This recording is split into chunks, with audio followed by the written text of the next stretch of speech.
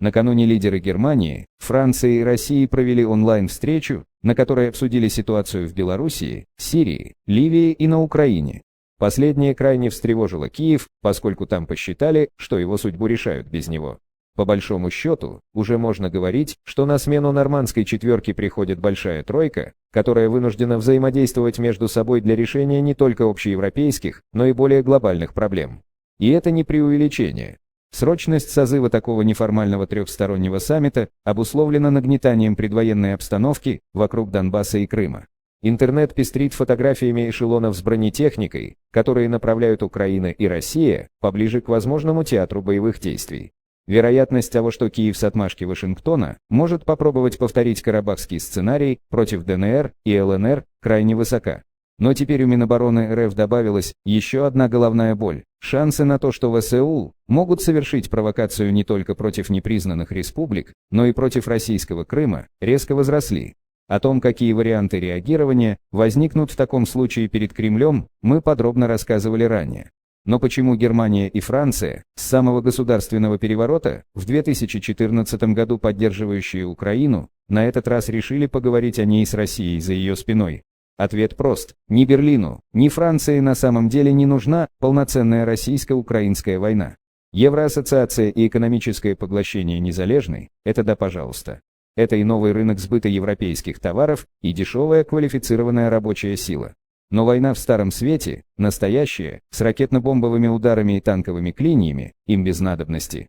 Более того, им не нужно то, что может начаться после ее завершения. Давайте посмотрим на общую картину. В последние несколько лет активно начался процесс пересмотра итогов не только Второй мировой, но и Первой мировой войны. Так, Турция военной силой отняла у Сирии ее северные районы. Турецкие войска пришли в Ливию, где Анкара добилась от официального Триполи пересмотра границ, богатого запасами углеводородов континентального шельфа, в свою пользу. Похоже, что турки готовы реально повоевать в Восточном Средиземноморье и с Грецией за утраченные ими острова. Также Турция помогла Азербайджану силой разрешить давний территориальный конфликт в Нагорном Карабахе, и теперь ее взгляды обращены в Среднюю Азию. Успешная неосманская политика султана Эрдогана явно вдохновила и Киев на то, чтобы попробовать продвинуться вперед на Донбассе.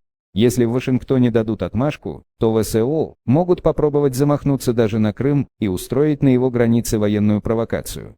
И это может повлечь за собой очень серьезные и далекоидущие последствия, которые не устраивают Германию и Францию. Во-первых, в случае контрнаступления российских войск на украинском направлении, Европейскому Союзу придется ввести против Москвы новый пакет санкций. Для Берлина, в частности, это означает бесславное завершение проекта «Северный поток-2», что едва ли обрадует канцлера Меркель. Экономическое сотрудничество ЕС с Российской Федерацией будет ускоренно сворачиваться.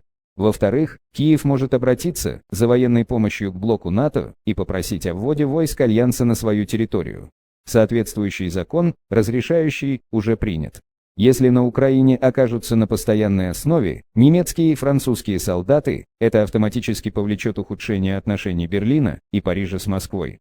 В-третьих, можно даже не сомневаться, что США используют начало боевых действий между Россией и Украиной как повод для размещения в Европе своих ядерных ракет средней дальности для сдерживания агрессии Москвы. В ответ Минобороны РФ будет вынуждена взять на прицел РВСН соответствующие страны. Никому из европейцев в здравом уме этого не захочется. Но это далеко не все возможные негативные последствия. Пример силового решения давней территориальной проблемы может оказаться заразным. У Молдавии и Румынии может возникнуть искушение военным путем задавить Приднестровье. Япония имеет возможность осуществить морскую блокаду Курильских островов для их возвращения. Пекин может попытаться окончательно решить тайваньский вопрос, что повлечет против него американские и европейские санкции, усложнив экономическое сотрудничество Германии и Франции с Китаем, что будет выгодно только США. Блок НАТО может произвести блокаду Калининградской области.